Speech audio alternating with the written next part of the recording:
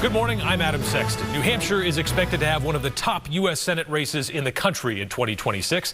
The Democratic frontrunner is Congressman Chris Pappas, but his path to the nomination next September is not clear. He faces a progressive challenger in Dr. Karishma Manzoor, who joins us this morning on Close Up. Doctor, thanks for being here. Thank you very much, Adam. So let's just start out by having you tell us a little bit about who you are and why you're running for U.S. Senate. Yes, so I live in Exeter with my husband and my two children. My daughter is a college student and my son is a high school student.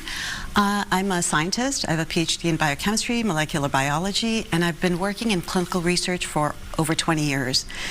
But I started to get disheartened when I realized how many people in America will never be able to access the treatment that I'm working on because they don't have health insurance. So a few years ago, I started to move a little bit more into the nonprofit sector, and lo and behold, what is the cause of all this, all the troubles that we see in our society? Millions of Americans don't have health insurance. Over 50,000 Americans die each year from lack of health insurance or underinsurance.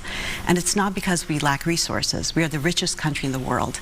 The reason that we have this severe healthcare crisis is because of big money in politics. Too many people are actually making money out of the healthcare crisis that we have. When we say a broken healthcare system, it is not by accident, it is by design. It is working exactly how it is meant to be. Too many lawmakers are more interested in supporting their donors and not interested in serving the public. And so here I am. All right. Well, yeah, take us through. You know, Congressman Pappas, when he got into this race, a lot of people thought maybe that's just it. But, you know, he's not without his detractors on the left, but it's safe to say he's fairly popular in the Democratic Party. What made you say, hey, wait a second, this guy shouldn't have a clear shot at the nomination? I'm not necessarily running against anyone, so let me just tell you about my platform. So as I said, the healthcare crisis is real, and too many people are suffering. We also have a severe housing crisis, and our minimum wage is stuck at $7.25 in New Hampshire because the federal minimum wage is $7.25 since 2009. This is, again, the lawmakers are there to serve the public. But if you are serving the public, how can we have wages that are not livable? People in New Hampshire, some of them are sleeping in their cars. They actually have jobs, and yet they don't have livable wages. They cannot afford an apartment, or buying a house is out of control, out of reach for too many people. Even renting an apartment is difficult. So when I see all the pain and suffering in my town, in my state, across the country, and I realize it's the current set of lawmakers that are failing us. So the current set of lawmakers cannot be expected to take us out of this crisis. I'm coming from the people. I'm a scientist, I'm a peace activist, I'm an environmentalist. I am from the people, and the people are suffering, and so I am not a politician, I'm a person, just a regular human being, a regular scientist, and just want to step up and help. So you don't want to frame this as you versus Pappas, but what are some of the clear differences that you see on the issues? You've listed healthcare, that's one, minimum wage, that's another. What are some of the other things that really separate you from him on the issues? Sure. So Chris Pappas does not support universal healthcare. I do. Chris Pappas has been approving billions of dollars of weapons to Israel to fuel a genocide. I don't. Chris Pappas has been taking money from special interest groups, and over $800,000 he has received from AIPAC alone. I will never do that. And Chris Pappas is being steamrolled by the GOP, the Republicans, as well as Donald Trump. I will bring bold leadership to Congress. I will have the courage to stand up and protect our democracy and our country. Yeah, that's a big issue right now for Democrats, is standing up to the Trump administration. What should these Democrats in Washington be doing differently? They have taken, and it should not just be the Democrats. Let's not just talk about the Democrats. Every person every member of Congress, whether they're independents, Republicans, or Democrats, have taken an oath to uphold the Constitution. At the moment, Donald Trump is violating the Constitution almost on a weekly basis. And so we should actually not just talk about the Democrats, but we should talk about every single member of Congress that is failing to uphold the Constitution. You have to, they have surrendered. Donald Trump is basically leading us to fascism in this country.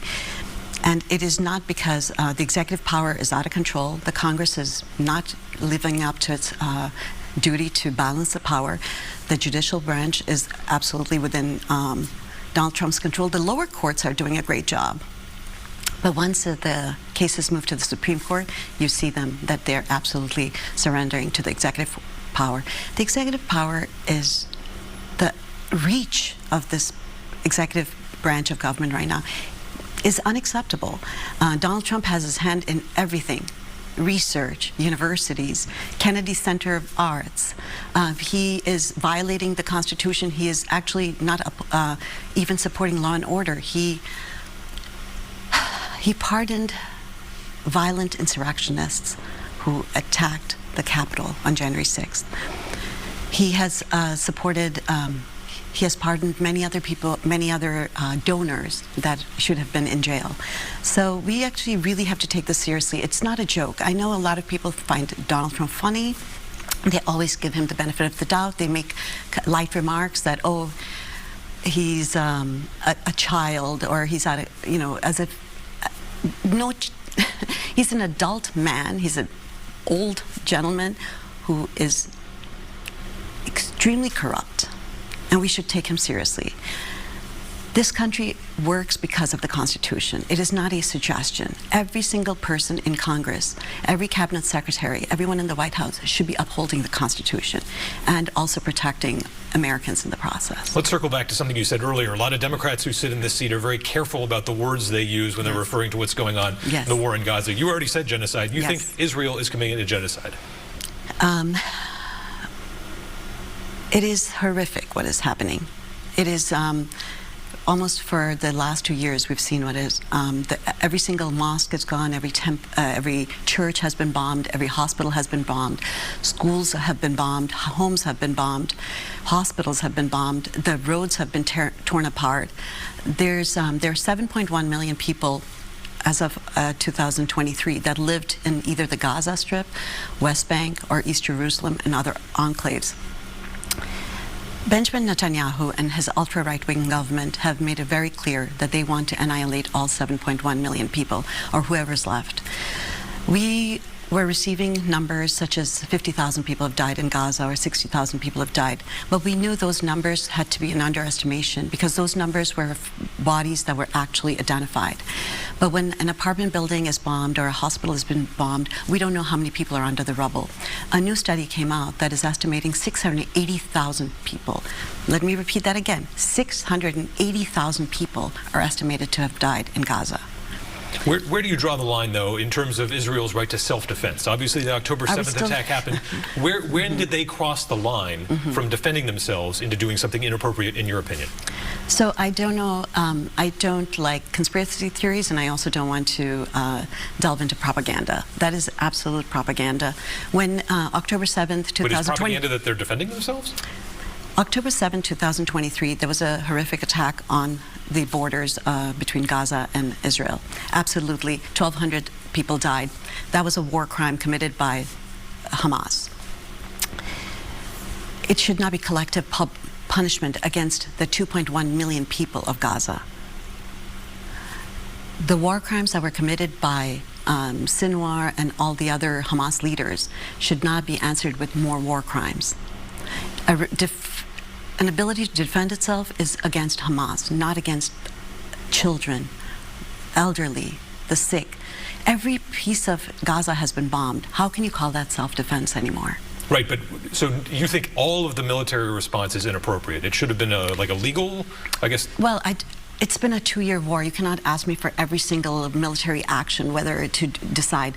But after October 7th, Netanyahu and the United States could have been a lot more deliberate about their about targeting Hamas, but they didn't. War crimes were committed by Hamas, absolutely. Innocent people in Israel were murdered, absolutely. There's no sugarcoating it. And ICC was correct in issuing arrest warrants against the three top leaders of Hamas, absolutely. And then the ICC was also correct in issuing arrest warrants against Benjamin Netanyahu and Yoav Gallant, the Minister of Defense at the time.